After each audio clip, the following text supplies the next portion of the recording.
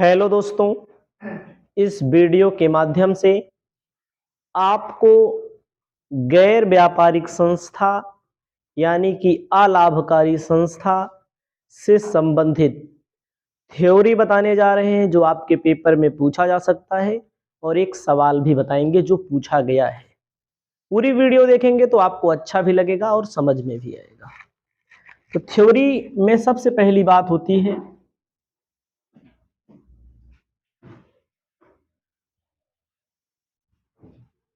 अलाभकारी अथवा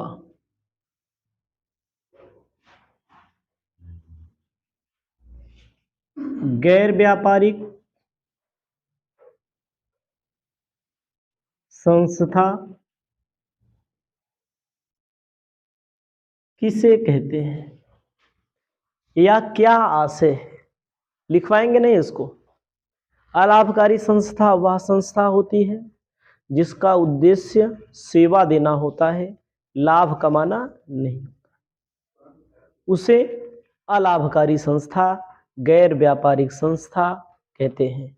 जैसे पुस्तकालय, अनाथालय, कला, अस्पताल, विद्यालय, विश्वविद्यालय, मंदिर, मस्जिद, गुरुद्वारा। बस इतना आपको समझना है। अलाभकारी संस्था में आप ये भी समझ सकते हैं, इसमें दो प्रकार के खाते बनाए जाते हैं। एक आगम शोधन खाता बनता है जिसे प्राप्ति एवं भुगतान खाता कहते हैं, और एक कौन सा खाता बनता है?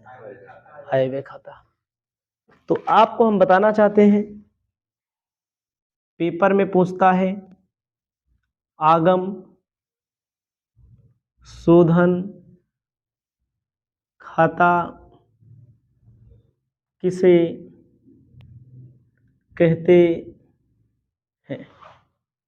आगम शोधन खाता वह खाता होता है जिसमें सभी प्राप्तियों का लेखा होता है, सभी भुगतानों का लेखा होता है। वर्ष में जितनी भी प्राप्तियां हो, चाहे जब की प्राप्ति हो, पिछले साल की हो, अगले साल की हो, उनका लेखा होता है। और शोधन में जो भुगतान किया जाता है, चाहे करंट ईयर का भुगतान किया जाए, चाहे प्रीवियस ईयर से संबंधित भुगतान किया जाए, उसका लेखा होता है। अदत्त व्यय का लेखा नहीं होता है, पूर्वदत्त का होता है। मतलब कि आगम शोधन खाता का मतलब होता है चाहे जब का पैसा आएगा। सवाल मैंने बनाई है। तीसरा नंबर, आय व व्यय खाता किसे कहते हैं। आय व्यय खाता जो होता है, आगम शोधन खाते की मदद से आय व्यय खाता बनाया जाता है। सब कुछ पढ़ाया गया है, अभी सवाल भी बताएंगे, केवल समझिए। आय व्यय खाता क्या होता है? जो आगम शोधन खाते की सहायता से आय व्यय खाता बनाया जाता है। पहली बात। दूसरी बात, आगम शोधन खाते में केवल चालू वर्ष के खर्चे लिखे जाते हैं। किसके? चालू वर्ष की आय व व्यय लिखा जाता है, चालू वर्ष की ना। इससे गैर व्यापारिक संस्था को लाभ हुआ है या हानि। लाभ को सरप्लस लिखा जाएगा, हानि को लॉस नहीं लिखा जाएगा। यहां पर लाभ को क्या लिखा जाता है? सरप्लस। हानि को यह लिखा जाता है व्यय का आय पर आधिक्य। मैंने ना, यानी कि व्यय ज्यादा है, आय कम है, या सरप्लस को आय का व्यय पर आधिक्य, ये लिखा जाता है। कब बनाया जाता है? एक निश्चित समय के लिए बनाया जाता है, 1 साल, 6 महीना, जो भी हो उसमें, ज्यादातर साल भर में। ठीक है। तो अदत्त व्यय का लेखा होता है यहां पर। पूर्वदत्त भी यहां पर होता है। उसके बाद आपके पेपर में पूछा जाता है आय व व्यय, आगम व शोधन में अंतर। आय व व्यय, आगम व शोधन में अंतर। अब आपको मैं बता दूं कौन बनाता है इसको। आय व्यय खाता कौन बनाता है? गैर व्यापारिक संस्था। सॉरी, आगम शोधन, आय व्यय और लाभ हानि खाते में अंतर पूछा जाता है ज्यादातर। कौन सा? लाभ हानि। लाभ हानि में कौन बनाता है? व्यापारिक संस्था। व्यापारिक संस्था, ठीक है।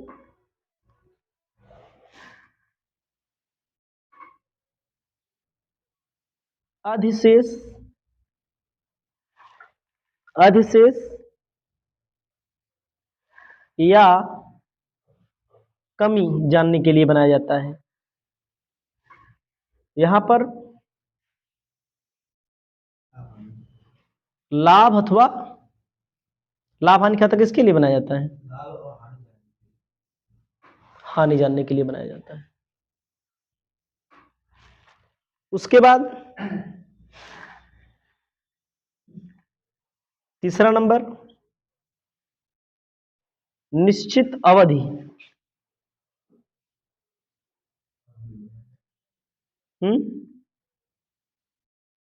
यहां भी निश्चित अवधि और यहां भी निश्चित कोई ना कोई अवधि होती है, ठीक है। चौथा नंबर, आगम व शोधन की मदद से बनाया जाता है। यह तलपट की मदद से बनाया जाता है। किसकी मदद से? तलपट की मदद से बनाया जाता है, ठीक है।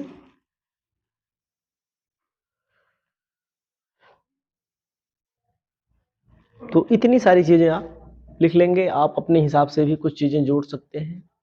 हमारी तरफ से छोटी छोटी चीजें बताई जा रही हैं। अपनी कॉपी में आपको लिखना है वसीयत किसे कहते हैं? लीगेसी। क्या भैया? वसीयत किसे कहते हैं? लीगेसी किसे कहा जाता है? ठीक है, लिखा। वसीयत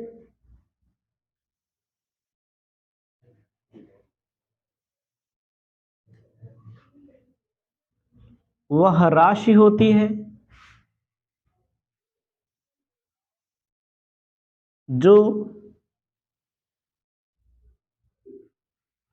किसी व्यक्ति के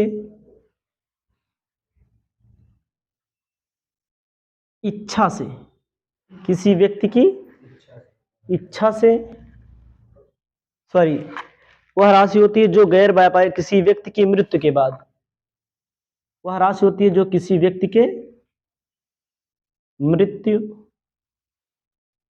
के पश्चात गैर व्यापारिक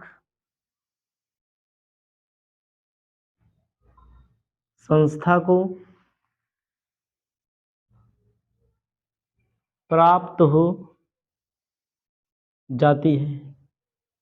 मतलब कि किसी व्यक्ति की अगर मृत्यु हो जाती है तो उसका पुत्र, जैसे किसी बाप की मृत्यु हो जाए तो उसका पुत्र उसकी संपत्ति का हकदार हो जाता है, वसीयत हो जाती है, प्राप्त होती है, ठीक है।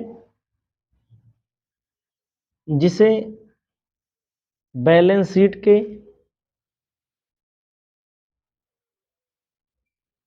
दायित्व पक्ष में दिखाया जाता है।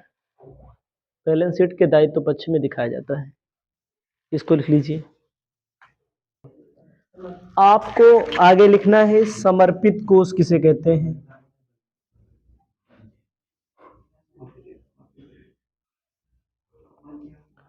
समर्पित कोष किसे कहा जाता है? समर्पित कोष को या आधार कोष लिखना है जब किसी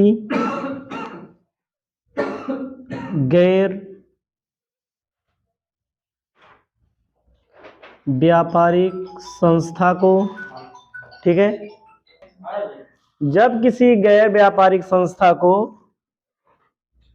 दान की राशि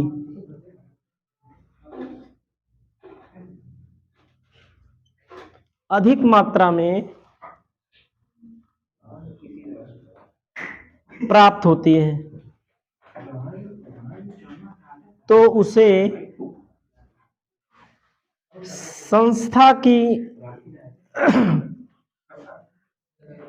स्थिति को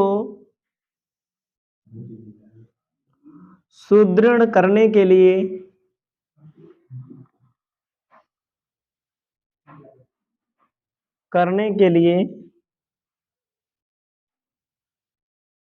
दायित्व मान लिया जाता है। जैसे किसी मंदिर उंदिर में कोई आए, नेता आए, 1,00,000-2,00,000 अंशदान दे दे, किसी स्कूल में आ जाए, का 1,00,000-2,00,000 खर्च कर दिया जाएगा, उसे कोई कमरा बनाने के लिए दे दे, उसको क्या मान लिया जाता है? दायित्व मान लिया जाता है। बैलेंस शीट के कहाँ दिखाया जाएगा? दायित्व में ना। इसे बोलते हैं समर्पित कोष, किसी विशेष उद्देश्य के लिए जो मिले। अपनी कॉपी में लिख लीजिएगा। एक होता है सदस्यता शुल्क। क्या है?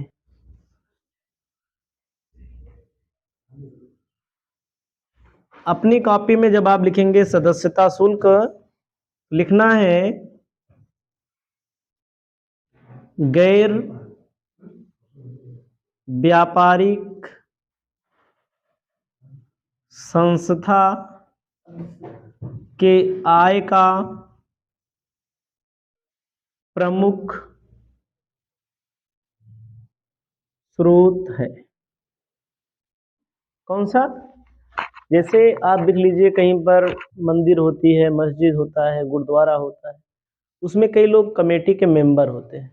दुर्गा पूजा लगता है, मुहर्रम में देखिए कुछ ना कुछ होता है, उसमें कमेटी होती है। तो आय के प्रमुख स्रोत है, ठीक है। कोई भी गैर व्यापारिक संस्था हो, आय का प्रमुख स्रोत है जो उनके सदस्यों से ही मिलता है, जो उनके सदस्यों से ही मिलता है। उनके सदस्य जैसे आप हैं, हम हैं, समझिएगा। आप और हम मिलकर के कोई कमेटी बनाएं, हम लोग जो देंगे वही है आय का स्रोत, ठीक है। इसे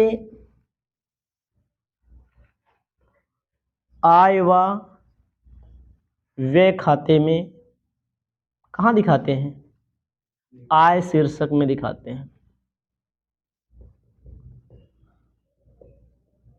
कहाँ दिखाते हैं? आय शीर्षक में दिखाते हैं, ठीक है।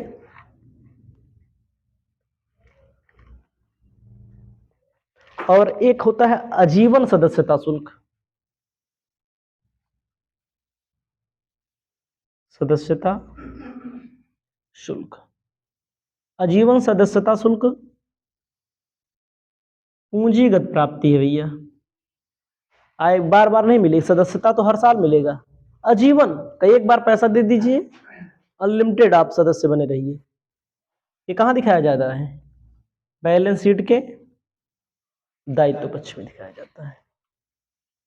इसको अपनी कॉपी में आप लिख लीजिए। इसके बाद सवाल हम आपको बताएंगे।